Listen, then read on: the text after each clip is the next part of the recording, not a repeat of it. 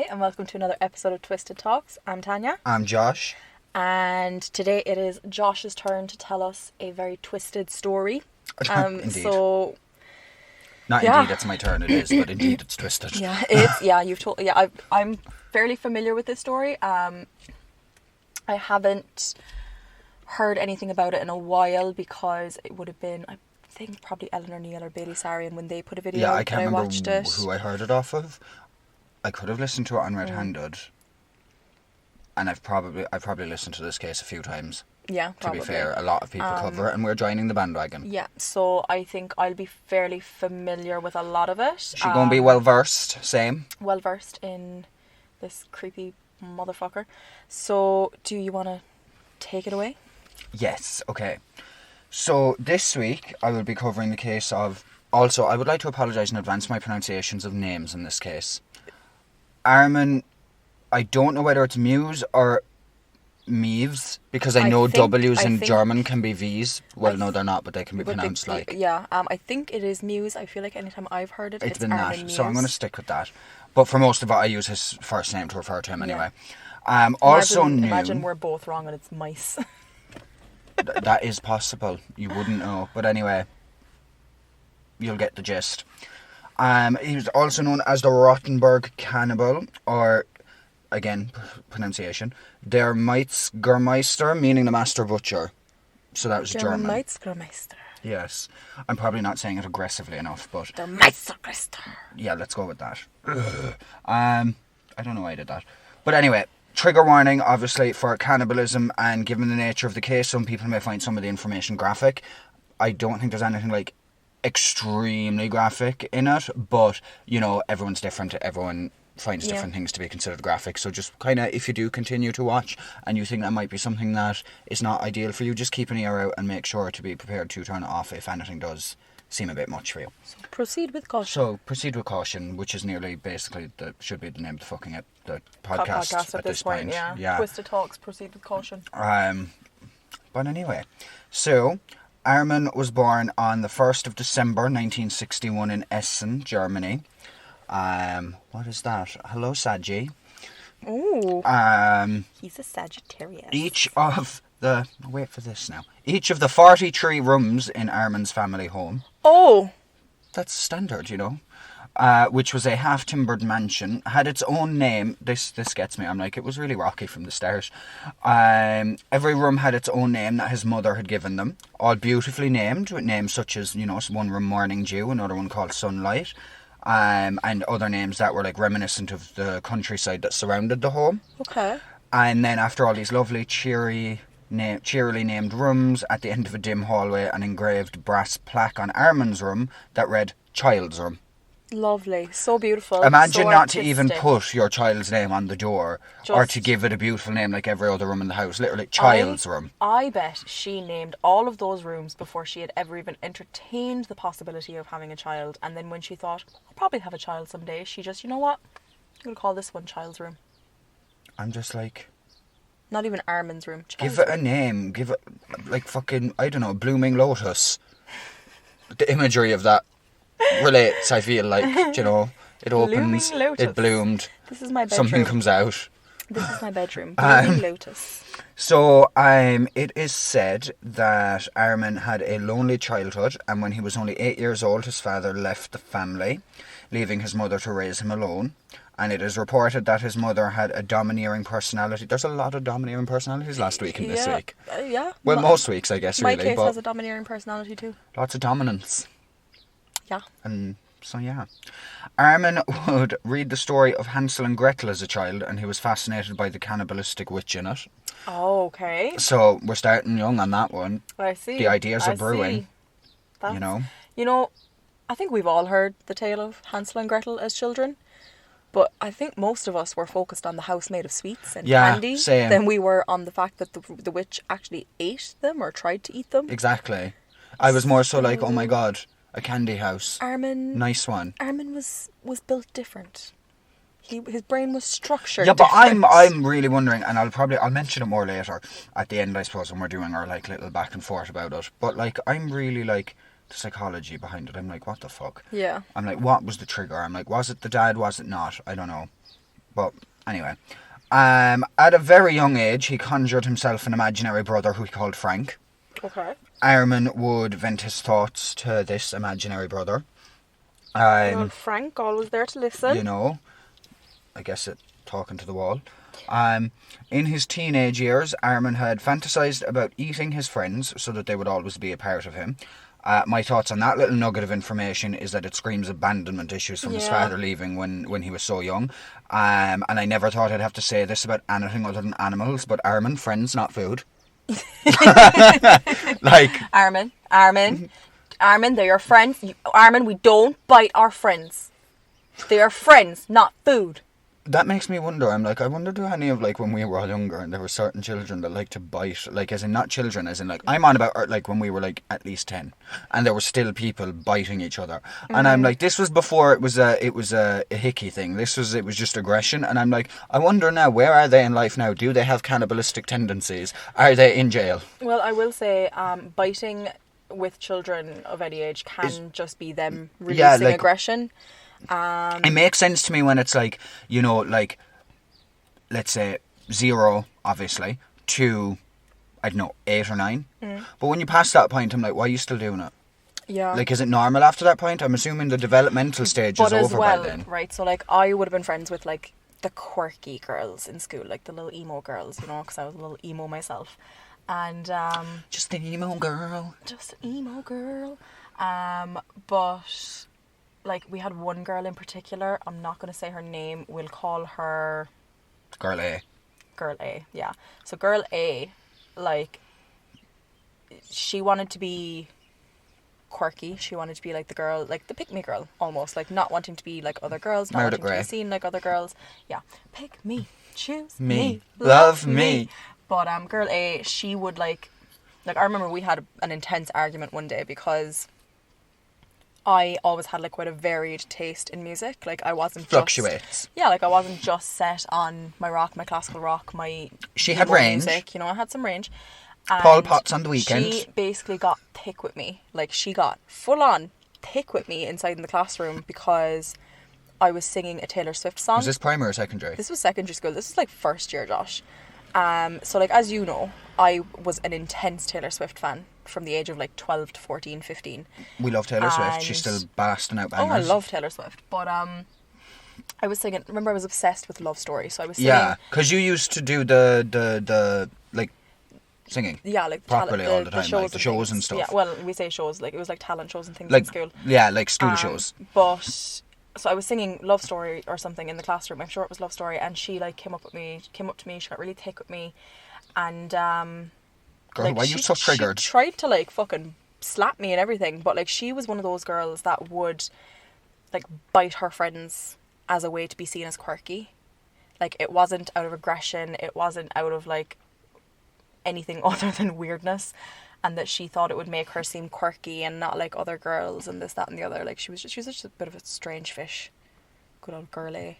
I hope Girl A is doing better now. The next time we're with Dawn, I'll get Dawn to tell you some stories about her. Hi Dawn. Hi Dawn, because Dawn, you know who I'm talking about. We'll be on for the tea. You know who I'm talking about. You know, I actually have a theory, but I think I'm wrong, but I will get into that afterwards, because I can't do it on the podcast because it involves names. Okay, fair enough. Anyway, where was I saying? Oh yeah, about eating his friends and friends not food. Yeah, friends not food, Armin. So, well, in your case, in secondary school, apparently it was friends and food. Yeah. We were at risk. Even the fucking cannibal managed not to. No, I just thought of something. It's a kind of a link to this case, but I can't say it because it's going to give away who I'm talking to. Oh, okay. About straight away. Will I pause? I want to know. Yeah, okay, sorry. We'll be right back because... I'm going to spill some tea. Yeah, and I'm gay, so I love tea. Okay, back. Tea has been spilled. And my curiosity has been, what's the word, satiated? Satiated. Something like that. Sated, I think. And Josh also brought up another girl, and Girl I was B. like, Girl B was also in our group, and Girl B also was prone to the biting. Not as much as Girl A though. Girl A was like she this left is mine. teeth marks on me before. Like she's left teeth marks on me. Not they're not permanent, Josh. But yeah, like, but I was kind of curious for a second there. I was like, I remember she hope bit me not. right here on my shoulder once, like through like the thick wool jumper that we had in school uniform, and my shirt. and like left teeth marks right there. Do you remember, I don't know, were you still there at this time? I'm sure you were. A certain person that lived in the same certain area as us at a certain point in time, and another certain person that also lived in the certain area at the same time as us. And the one of them bit the other one on the shoulder through like 4 or 5 layers of clothing and still managed to bust veins. Yes. Yes? Yes. Yeah. Yes. She was fucking crazy though. She was a crazy bitch. I'm like... I'll say strong jaw though. I'll say her fucking name. Mary was a psycho. She was a psycho. Like, girl, listen, I was best friends with the girl for like 2 years. I got on really well with her for quite a while as well, actually. So did I, but she was like so manipulative. Like, she used to play me and another girl in the estate against each other. Because she would go back and forth between us and be like our best friend. And then we would be a lot fighting. of people seem to do that. Yeah. So I guess it was just par for the course for town. But I guess as well it was just, and I suppose... Yeah. The ages we were as well, not the biting, and as well, but the ages we were. I think that everyone plays those games at some point. She used to do this thing, right, where she would bring me to her house with her family. She had a large family, as you know. Yeah. With culture and everything, and she used to make me sing for her entire family. Oh, I remember you telling me about that. Like she used and to I'm make like, me I know for a fact that you would have been like so Yeah, uncomfortable. like I would just stand there, like red in the face, trying to sing. But if I'm remembering rightly, could she sing as well? Or am I thinking of someone else? I think you might be thinking of someone else. She loved to sing, but I wouldn't say that she was a singer as such. Okay. But yeah, specifically, she used to make me sing Love Letter by Colin Ray to her entire family. Well, and then if a new family member came to visit, she would come straight up to my house and get me and bring me down to sing for the new family member. At least you know your friend was proud of you, I guess. She was like, you have to hear my friend sing. And then she'd just be like, Tanya, come down and sing for my Auntie Mary there. Like, okay. En route. Okay. That's okay. Yeah. There's so many little stories slipping into the woodwork here out of like nowhere. Yeah. I'm like, we need to... So speaking of cannibals, yeah. Okay, conjured his imaginary brother, friends not food. Oh yeah, obviously Armin's mother was not in the know when it came to these tendencies her son had and thoughts he had. Also, side note, if I'm remembering rightly, I'm sure Jeffrey Dahmer's thought process on consuming or keeping parts of his victims was due to not wanting them to leave, or so he would have a part of them forever. Because, serial killers don't actually think of how the digestive tract works, apparently. Yeah. I think it was. I'm sure there was a quote in my part of the research where he was basically saying that he became a part of them and they became a part of him, but I don't know, am I confusing that with another case? No, I think it was him. There was definitely, because I did Google it a bit before I typed that in, because I remembered most of it from our covering it. Yeah. But I was also thinking that was something to do with it, and I was like... I knew they were going to your house. Yeah, Jake's friends. But yeah, so I thought that was strange. I was like, that they similar thought processes. Yeah. Sorry, I'm watching him reverse. He didn't even look out once for those people carrying the goalpost. Like, he just kept going. He was like, maybe the people looking at moving the goalpost should be looking out for the cars. Dead right. Anywho, so yeah, Jeffrey Dahmer also had those little things, and I'm guessing maybe they realised that obviously the digestive tract works that way, and maybe it's just about the process of them becoming one briefly. I don't know, but so obviously Armin grew up to be an introverted individual who yearned to have friends. Bless him. In his youth, Armin lived with his mother at the family mansion and worked with the army for some time, but he continued to stay with his mother. They're all with the fucking army. Yeah, I bet he got a fucking honourable discharge. Probably. But I didn't see anything about that, so maybe he just finished that up in his own time. At a later date, he began to work as a computer technician. As I mentioned earlier, his mother was domineering, so due to her nature and living with her, Armin was never able to form friendships with anyone, hence I suppose the yearning to have friends. Yeah. And being introverted. Of course, then he looked to the interwebs to find comfort. He'd had a lonely childhood, and loneliness was something that stayed with him as he grew up, so maybe online he could feel less alone or find something to occupy himself. Armin gravitated, of course, towards sites that promoted pornography and cannibalism. Course. And I guess this is where it all started, part 2, apart from the childhood tendencies to want to eat your friends. Because going for porn sites and cannibal sites is going to help you make friends. Yeah. So easy. Anyway. Oh, crust. Sorry, I just did something on the computer and I moved my research for a second, but it's back. So a source I've used in this case said he had bisexual tendency. Had a bisexual tendency, so Armin was bisexual. I'm not sure why the source used phrasing tendency. Maybe at this point in his life it was more of a curiosity for him than a set in stone sexual orientation. Okay. But after all, he's never had a social life to date or explore his sexuality, and I mean, if he was going to be a cannibal, then I guess that's probably a good thing for the general public in his area or nearby at the time.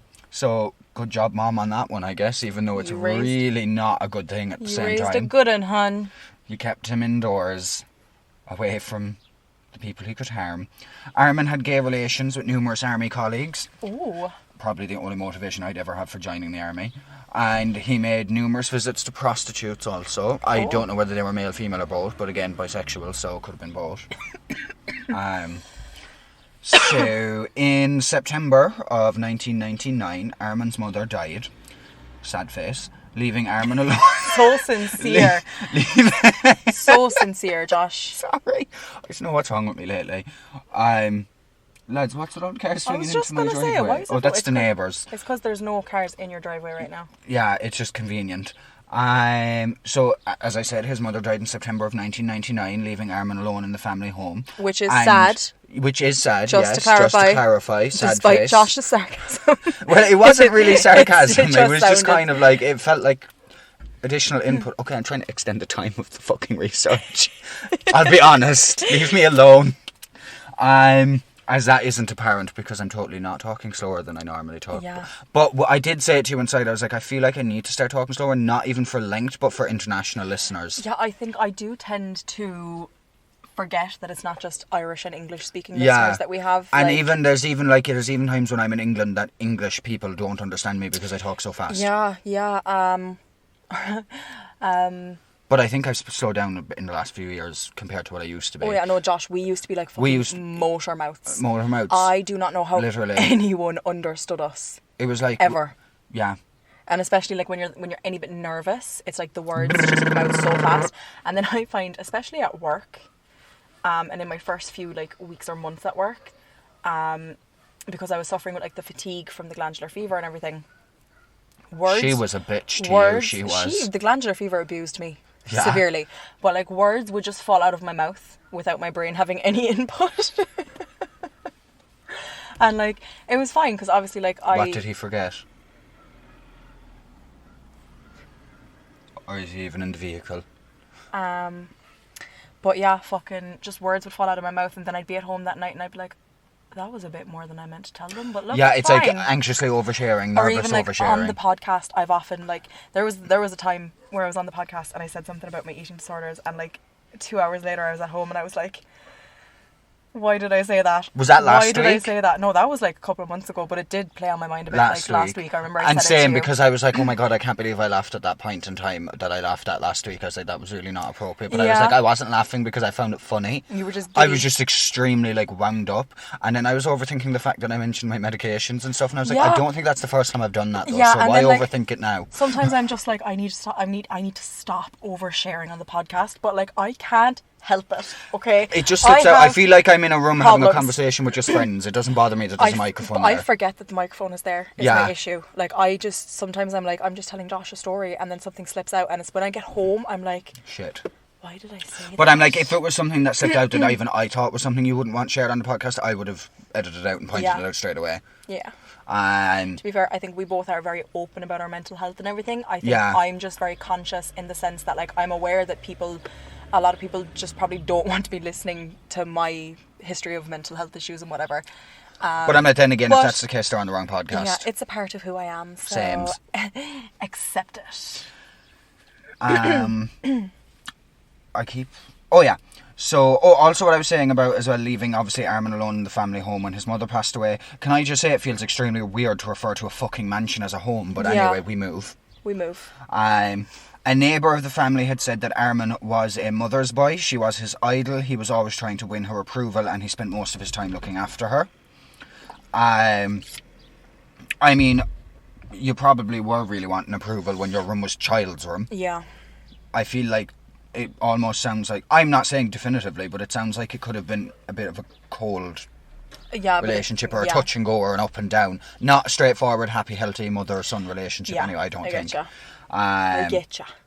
Anyway, so now that Armin's mother was no longer around, his time was no longer spent taking care of her or seeking her approval, and with no social life and his only comfort being the internet, he now had a lot more time on his hands, I guess, and did not need to worry about anyone else being in the house anymore should he attempt to make friends, seeing as he couldn't while his mother was alive. Or anything else he wished to do, which as we will get to, is much more sinister. So, about 1 year after his mother's passing, Armin posted in a forum or chat room under the pseudonym Frankie, looking for well-built men who were willing to be slaughtered and consumed. Now, I think the choice in pseudonym is both an interesting choice and a very weird one, seeing as when he was a child, his imaginary brother was Frank. He's sticking to that name. He wants to be Frank. I'm actually curious, and I want to double check. I don't think it was anything like that, but I'm curious what his dad's name was. I saw it earlier, but I didn't write it down because, yeah, I don't know why.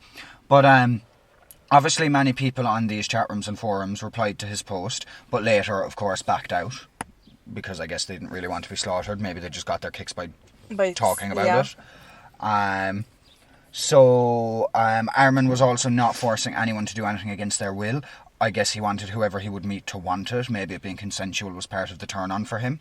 However, and this is not meant in any type of judgmental way, I would seriously question the mental state of someone who was consenting to being butchered and eaten. Yeah. I know everyone has their kinks, but one that results in your demise does not sound like a kink of a mentally well individual and sounds like someone who's not in their right frame of mind to even give legitimate consent. But it's like those people who, excuse me, who are into like breath play and... Play? Breath play. What's that? Choking and... Is it auto asphyxiation? Not like, you know, like a hand on your neck or whatever. Full on choking. But like autoerotic asphyxiation, yeah. Like full on choking or like strangling. But you don't normally choke enough for them to pass out. Yeah. Like a little squeeze is fine, but like these are people who will use a belt while they're having sex or masturbating. Yeah. And like they're taking it to a point where they're almost passing out and it is dangerous. Yeah. If you go too far, brain damage is a very serious possibility. Exactly, and it does lead to a lot of But deaths. I mean, at least with that, I'm like, if you go about that right and you know what you're doing and you're careful, it can be. I suppose it can be safe. It can be safe, done, but like I don't know. I don't fucking. Obviously, I'd just like to clarify. Me standing up for it does not mean that it's something I partake in. Just to clarify that. That is not one of the many kinks I have. But it is. At least not to that like, extent. It is a kink, and like the most I've seen of it is in like fucking Family Guy with like Quagmire. Yeah. But I'm like, at least that's not something like, or even when you go to do that with someone, it's not your goal. You don't think you're going to die. Yeah, you're not signing up for death. The goal isn't death. It's to like enhance the pleasure. Exactly. And if you do it right, then I guess you've nothing to worry about. But you just need to be cautious. Whereas with this, it's like, hi, kill me. Yeah, like they're asking. They're asking to be killed and eaten. They're agreeing and to dismembered. be murdered, dismembered, and eaten. So like, I'm like, that's crazy. Oh, look, a cunt. Josh. I'll explain afterwards. Yeah, you'll have to. So, an engineer from Berlin, Bernd Jürgen Armando Brandes, I hope I'm pronouncing that right, answered the post. The pair exchanged emails, and Bernd also had an unhappy childhood and, like Armin, was also bisexual. They arranged a date and time to meet at Armin's home and both agreed that everything would be filmed. Lovely. Yes. So that's beautiful. That's a home movie, I guess. I was just going to say, a lovely little home movie. Yeah. No. On the 9th of March 2001, Bernd met Armin at his home. They went up to one of the bedrooms and Bernd took 20 sleeping tablets and drank either half a bottle of schnapps or cough syrup. Either way, something with alcoholic content. Sources conflict on which it was. I've seen a fair couple say alcohol, but I guess some cough syrups could be referred to the same because alcoholic content. If it's a high enough some content. of them, especially I think a lot of the over-the-counter ones in America do have alcohol in them. I think it's more of an American thing than an EU thing. Yeah, no, I don't think any of ours here would have alcohol in them. So this was Bernd's attempt at making the amputation of his penis less painful. Oh, I'd forgotten it was his penis. Yeah. However, this concoction of sleeping pills and either alcohol or cough syrup slowed down Bernd's breathing as well. So as per their arrangement, Armin then went ahead and cut off Bernd's penis for them to eat. Both tried to eat it, but Bernd said that it was too chewy. So Armin fried it and supposedly ended up burning it in the process. So I don't know whether they tried again because of it being burnt or not. So as Burns was bleeding and drifting in and out of consciousness, Armin gave him a bath and prayed for him, and then read a Star Trek book while Burns continued to bleed out for about 3 hours, I think it is. Around 10 hours later, Bernd was still alive. Armin then kissed Bernd before stabbing him multiple times in the throat, ending his life. Armin later hung the now lifeless body on a meat hook before cutting body parts off and storing them in his freezer, and he buried the skull in his garden. What a well-adjusted human being. I'm sorry, I actually feel a lot better about referring to ourselves as well-adjusted human beings now. We are well-adjusted human beings to compared to that. Well, I think that's setting the bar pretty low. Let's give ourselves a little bit more credit. We are perfectly normal human beings compared to that. Girl, we're excelling at life compared to that. We're fucking thriving. We're not Josh. even normally adjusted. We're exceeding. Thriving. Yeah. Anyway, could you imagine someone just being like you're bleeding out and they give you a little kiss and then just stab? I'm like, it's such a. But again, I mean, obviously, I don't think the consent should be even considered, because No. I don't think you can be in there. Like, I don't know, but like, I guess at least he was, dare I say, romantic about it. I don't know what word to use, but it's almost sweet like way to kill someone. Yeah, So I guess nice.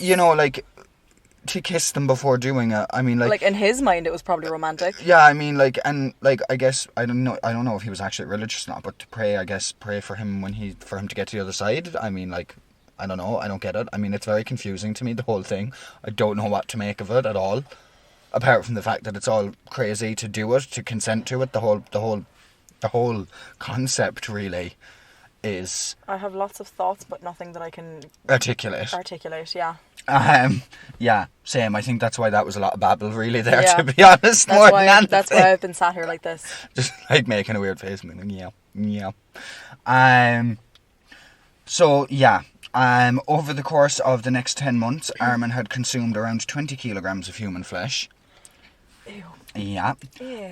Defrosting what he wanted when he wanted, and cooking the parts in olive oil and garlic and apparently nutmeg and things like that as well. Because, yeah. And the outside world had no idea what had happened within the walls of Armin's home. Move forward to December of 2002. Armin posted again in the chat room and again was looking for someone to slaughter and no doubt consume.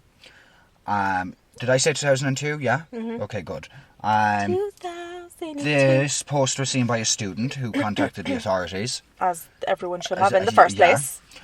Police then tracked down Armin. I'm assuming that was, using the IP address of the post and whatnot. Mm-hmm. And when investigators searched the house, they found the videotape and the severed body parts. What was left, anyway. Because I think it was by the time he was arrested, he had consumed 20 kilos. So there was obviously still some left. That's disgusting. Armin was obviously arrested. And on the 30th of January 2004... Armin was sentenced to 8.5 years imprisonment on a conviction of manslaughter. Is that all you got? Manslaughter! See, Armin admitted his guilt and expressed his regret after his arrest, don't they all? Maybe he meant it, maybe he didn't, I don't know. Who knows? He also expressed his wish to write a biography, but unlike a lot of serial killers and stuff, by what he was going by, it was actually, he wanted to do the biography in a way to discourage anyone else who wanted to follow in his footsteps. Okay. As in, to be like, this is why you don't do this. As in, don't act on those Friends, impulses. not Don't. food. Yeah. Would have been the title. Yeah. Armin Meiwes. Friends are not food. Armin fucking you. But anyway, as you can imagine, the case attracted a lot of attention and debate, and a debate began as to whether Armin could be convicted at all, because Bernd had consented and voluntarily taken part in the cannibalism, and because Bernd had entered Armin's home knowing Armin's intentions and what the agreement was and what was going to happen. Okay. So the case was also problematic for German lawyers. This caught me off guard, as they discovered that there were no laws against cannibalism in Germany, making it technically legal. That blew my mind. So in order to work around this and charge Armin, they put forward a charge of murder for the purpose of sexual pleasure and with disturbing peace of the dead.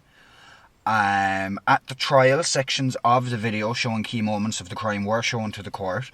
A total of 19 minutes of video was shown. That must have been But obviously the video footage was only shown after reporters and the public were removed from the courtroom. So it was only whoever has to be there was there. It's still traumatising. But I would not, no. I'd quit my job on the spot. Yeah, no, I'd quit before the trial. I'd be like, sorry, if you need my testimony, I'll be there, but I'm not being there for anything else. Yeah, I'm not watching that shit.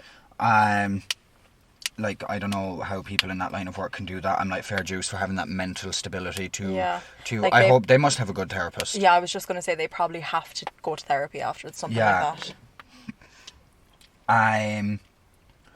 But yeah, obviously, despite all of that and despite the charge for murder and whatever being put forward, it was a manslaughter conviction given 8.5 years.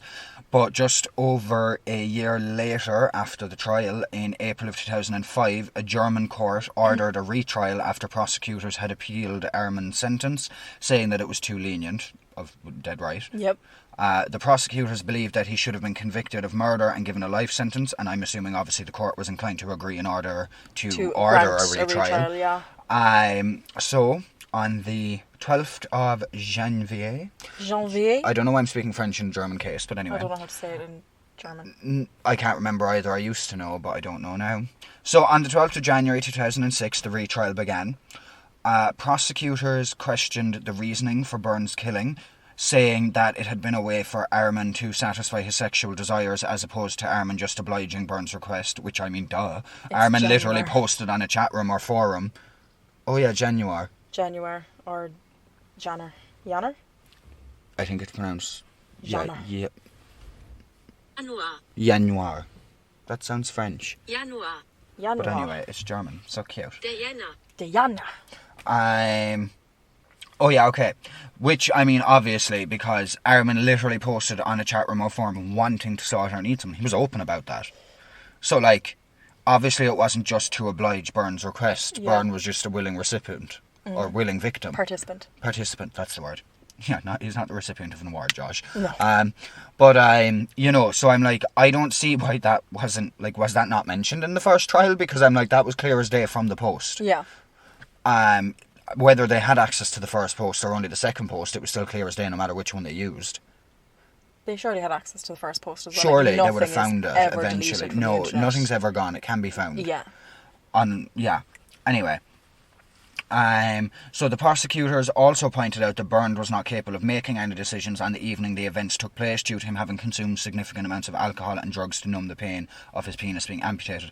Now, I agree and disagree with that, because I agree on the sense of being under the influence of that many things would have hindered his ability to back out potentially later in the day. But then again, after the penis was taken off, he did try to eat his own cock. So I mean... Which, that threw me for a loop. Yeah, so like, I would get it if he was under the influence of all that when he consented in the first place and agreed to meet up and continued to be under the influence. But it just kind of was. I'm going to tell you a story. Story time. There was a guy... I think he was Japanese. Hang on, We have 10 minutes. We're trying to get better with our scheduling, guys. We're trying to make sure everything's around 45 minutes to be consistent. Hang on. Shout out to... I can't remember who they were. I'm going to have to check. But just someone reached out and gave us some nice tips because they work with podcasts and stuff like that. So I'm actually going to mention them. Thank you for reaching out.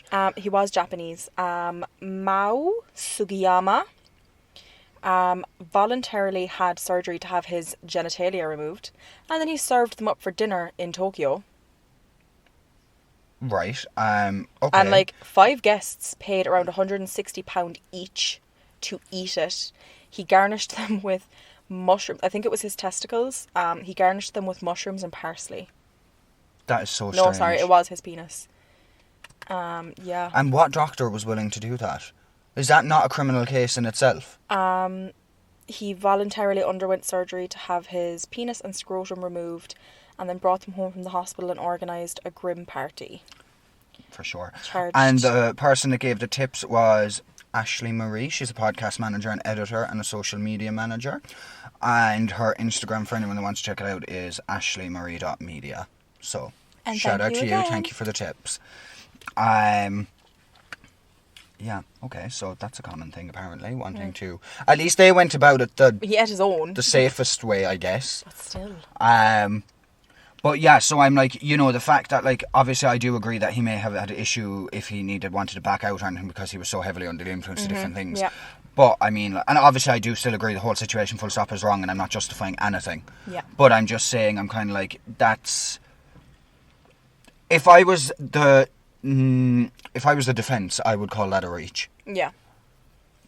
But, anyway, I'm not the defence because there's no defending. But on the 10th of May 2006, a Frankfurt court convicted Armin of murder and changed his 8.5-year sentence to life imprisonment. So Much more fitting. Much more fitting. But I'm kind of like, it is a confusing thing because are you really going to be, obviously he was tapped in the head, but are you really going to be aware that you're doing something wrong when you're being given permission by the person you're doing to do it? I think he probably... Especially when he's never had a social life or any real full out of the house life apart from work. Does he know right from wrong properly? And he's clearly fucked from his childhood anyway, so... I think that he knew it was wrong, but thought that because... It was consensual, Bernd had that it was okay. consented that it would be okay. Yeah. Because, like... And obviously it's not like... Yeah. When, like, this is obviously totally fucking different, but we'll say in terms of sex. So... If both parties consent... And this was kind of a sexual thing in its own right. So, like, if both parties consent, it's okay, go ahead. If only one party consents, it's not okay. It's like, where do we draw the line with kinks? Yeah. Well, I don't call this a kink in my mind, to be honest, but I'm just saying that from the perspective of the case, it's considered to them a kink. Yeah. Or a lifestyle, I don't fucking know. It's a weird one. It is a weird one. But yeah. So when in prison, Armin became, ironically enough, a vegetarian. Stop it. So I guess it's all the meat or none of it. He worked in the prison library and joined a prisoners group that stands for Green Party politics, which I think is like environmentalists, yeah, I think anti-war, anti-nuclear, that kind of thing. Yeah. If I'm right, but I know that obviously this is a German Green Party, so I don't know. You don't know for sure, but you would assume. For sure, but that's my assumption. So, because I tried to check it out, and there were some conflicting sources because one was mentioning nuclear stuff and one wasn't. And I was like, I don't know which one he joined. I'm assuming the anti one if it's supposed to be a testament to him in prison. Yeah. Armin has also turned down substantial offers from film companies and publishers who want to bring his story to the big screen, and he instead assigned the global rights to his story to a Hamburg-based company for free, as long as they give an accurate account on the case. Okay. In October of 2007, Bild Zeitung, a German, sorry if I'm pronouncing that wrong, a German newspaper reported that Armin was assisting investigators in the analysis of 2 suspected cannibal murders from 1998 and 2000, in which 2 young boys had been found mutilated, potentially by the same murderer. Interesting. So it's like when Ted Bundy gave his input on the Green River Killer. Yeah. Now, I don't know if anything ever came of it. I didn't see any more about it. I didn't really look either, so that's on me, but it doesn't really pertain to this case. Yep. In an interview with The Independent in 2016, Armin said, "The first bite was, of course, very strange. It was a feeling I can't really describe. I'd spent over 40 years longing for it, dreaming about it, and now I was getting the feeling that I was actually achieving the perfect inner connection through his flesh. The flesh tasted like pork, but stronger." Beautiful. That's lovely. So, if I wasn't already a vegetarian, I would... I said it to someone I was talking to a while ago in text. I said that I've been researching this case all day and we were getting ready to record, and that I was like, I'm really glad there's no meat in my dinners after today, because today would not be the day. No. Today is not the day, and I am not the one. It's the day. It's the day to eat plants. Yeah. So several sources, such as UK newspaper The Times and the New York... and obviously US newspaper, New York Post, and German newspaper Bild, reported in 2020 that Armin has been allowed out of prison on multiple brief but supervised excursions. Armin is given sunglasses and a cap to wear in order to prevent the public from recognising him, and is accompanied by 2 officers, said a police investigator speaking to, as I mentioned, the German newspaper Bild. However, the investigator said that for security reasons we take him to another federal state. There he is allowed to walk through town. I didn't even know they did that. Like federal states in Germany and things like that. No, me either. I've never heard of that before, apart from America. Yeah. But I guess it makes sense, like, I suppose different regions are called different states. Like, I suppose it's like how we have counties, but in terms of legalities, it doesn't... Oh, actually, it probably does do the same thing for that kind of a region. Yeah. Okay. You learn something new every day. I thought you meant that you hadn't heard of, like, prisoners going on excursions and stuff. Oh, no, and I was had like, heard of I was that. like, Josh, we have open prisons, hun. Like, we have, like, like, my cousin was in a low-security prison. One of them, you know, one of the boys.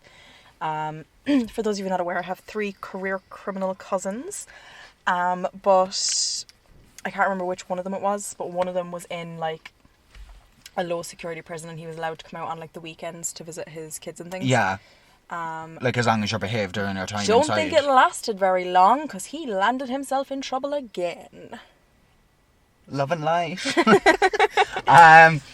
So a more recent bit of news relating to the case is that Armin's home burned down at about 3:20 a.m. on the 17th of April 2023, so this year. Oh, the big mansion. The big mansion. It is not clear what the cause of the fire was, but the police have not ruled out arson as a potential cause. Christian Grunwald, the town mayor of that area, said the ruin must be removed permanently. It must not become a pilgrimage site. So I guess just sick of people visiting it and Fair things enough. like that when I suppose what it's known for. I suppose it's infamous, not famous. Yeah. Which is fair. I guess you don't want your town that you're governing To be known for that. Yeah. Because, like, that's a pretty big stain. Yeah, definitely. It is reported that the remains of the mansion are set to be torn down for safety reasons. I didn't find anything about if what remains of the mansion has been torn down or not yet, or if the fire has been ruled an arson or an accidental fire. But as I said, it was the fire was only just over a month ago, so I assume that there will be further articles to come out about it in the not so distant future. Yeah. I would assume if there is a proper arson investigation going on to determine things, that could take a while. So. And that's it, really. That is the case of German cannibal Armin Meiwes. Or Meiwes. Or Meiwes. Or mice. Or mice, yeah. Or... So, yeah. Psychology-wise, I'm like...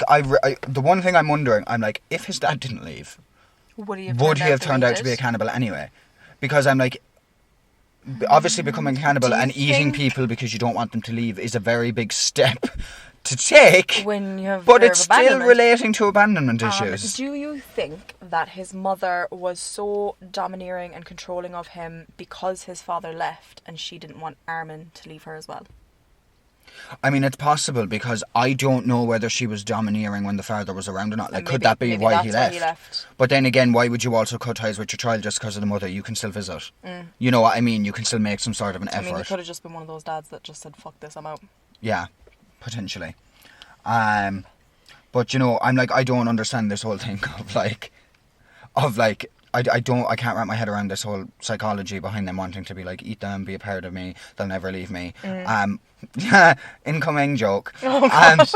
I've had many men inside me, and all of them have left. It doesn't change anything. You know, it doesn't work, sweetie.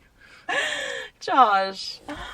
Oh. But yeah, so Funny. that's the tea. That's me. So I So don't know. you just looked at your nails there. That's the tea. That's the tea, hunty. It's the voice. And if no, I No, we can't. That's a... No, do you know what? Actually, I'm going to do it. Okay. So, Anitra from the most recent season of RuPaul's Drag Race, I don't think she used the voice on the actual season. Maybe she might have used it in Untucked. Because I did see a scene that looks like it's in one of the rooms. But if you haven't seen it and you like drag, look up Anitra the Voice. And the reason we started laughing and kind of stopped where we were going there is because the clip we were referring to is it's the voice. If it's hitting in your body, then that's what it's supposed to do. Shout out to Courtney. Whenever she's listening. But yeah, so that's my self-deprecating humour out of the way. Well, it's not that deprecating. I'm sex positive, so Yeah, he's sex positive, not HIV positive, but sex positive. Also, nothing wrong with that if you are. Yeah, sorry, that sounded really judgmental. It happens.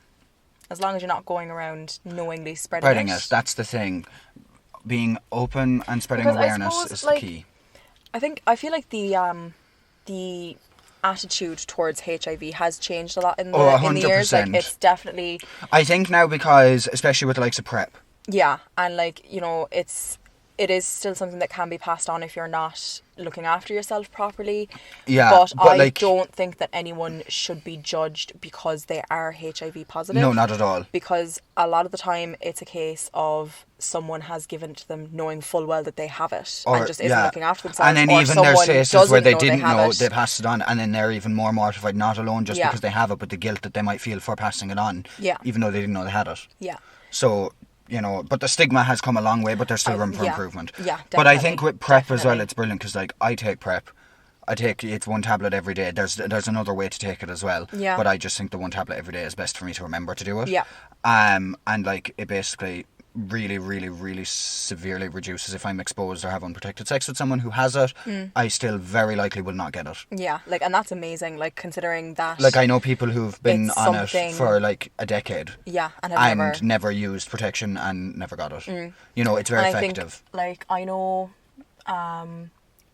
like, especially in, like, the 80s and 90s, people were really vilified but for I having suppose it. yeah, well, as well, like, obviously it's not okay they were vilified, but you can understand, like, people being more scared of it then because people, I'm pretty sure back then people were still dying from it. Yeah, like, ECE died from NWA. I'm not going to say the actual name of the band because I'm far too white. Freddie Freddie Mercury. Mercury had it, but Eazy-E, how did he get it? I can't remember how he got it. I remember there was, like, a theory because at one point in his career, Eazy-E was assaulted in a studio. Okay. And there was a theory that the people that assaulted him Could had have. brought a syringe that they knew was infected with HIV and given it to him. Intentional, yeah. But he did die from complications because he didn't know he had it. Yeah. And obviously once you have HIV and if it's untreated and you don't know you have it, it ultimately develops into AIDS. Yeah. But anyway, yes, so that tangent happened. I can't even remember what brought that up. It is what it is. It is what it is. I think I mentioned it. I said that you were yeah, sex yeah, positive, yeah, but yeah, not yeah. HIV positive. Yeah, that's the one. But anyway, guys, once again, thank you for listening. We hope you found the case as interesting as you can. Apologies for how giddy I got at the start of it. It was my turn. Exactly. We've got joint custody of giddiness. Yeah. It's Josh's turn next week. Yes. But anyway, once again, thank you for listening. And Stay safe. Stay tuned. We'll talk to you next week. kind. Well, you'll listen to us next week. Oh, also suggestions, hit us up. Okay, that's enough. Ciao. Bye. Lots of love and light. Bye bye.